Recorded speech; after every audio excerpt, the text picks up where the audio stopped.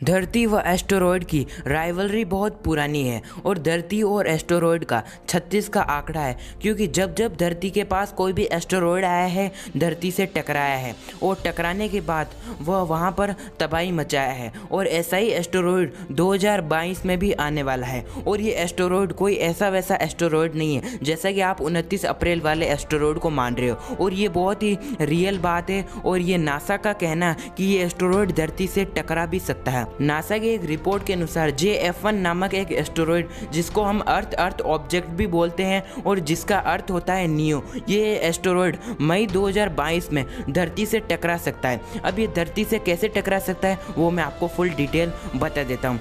तो अब ये कोई हवा नहीं है जो मैं यहाँ पर उड़ा रहा हूँ, अब ये कोई गलत बात नहीं है जो मैं आपको बता रहा हूँ, और ये कोई फेक न्यूज़ नहीं है, एकदम रियल न्यूज़ है। ये नासा के अच्छे सोर्सेस से न्यूज़ आई है। नासा के चहीते जे पार्सन ने गुरुवार 14 नवंबर 2019 को सुबह 9:36 पर एक एस्टेरॉयड को देखा जो कि पृथ्वी के साथ ही सूर्य के चारों ओर चक्कर लगा रहा था। पृथ्वी की कक्षा में ही ये एस्टेरॉयड मौजूद है और सूर्य के ये भी चारों ओर चक्कर लगाता है जैसे कि पृथ्वी लगाती है। और ये एस्टेरॉयड बहुत ही ज़्यादा खतरनाक है जिसको JF1 के नाम से जाना जाता है। और ये एस्टेरॉयड 2009 में भी पृथ्वी के करीब आया था और लगभग टकराने वाला था, लेकिन नासा ने इसको हैंडल कर लिया बाद में। और नासा इस पर एक रिपोर्ट भी निकाली है और उन्होंने कहा है कि मई 2022 में ये एस्टेरॉयड धरती के साथ टकरा सकता है।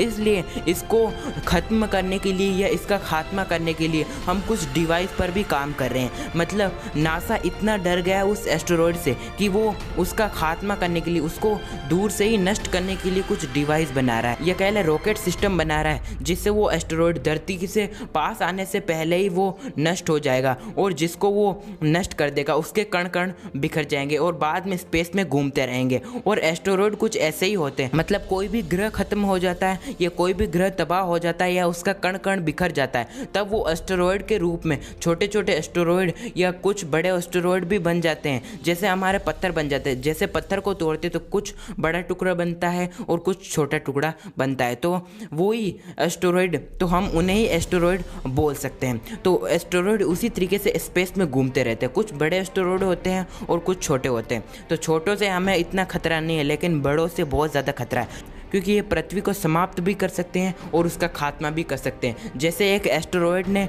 डायनासोर्स का खात्मा किया था, उसी तरीके से हमारा भी कर सकता है। तो ये एस्टेरॉयड काफ़ी ज़्यादा खतरनाक है, तो इसके ऊपर रिसर्च अभी भी चल रही है और अभी भी नासा की रिपोर्ट आती है तो मैं आपको अपडेट कर दूंगा। तो अगर आपको इस वीडियो में कुछ भी अच्छा लगा, लाइक करना, चैनल को सब्सक्राइब करना और बेल आइकन प्रेस करना।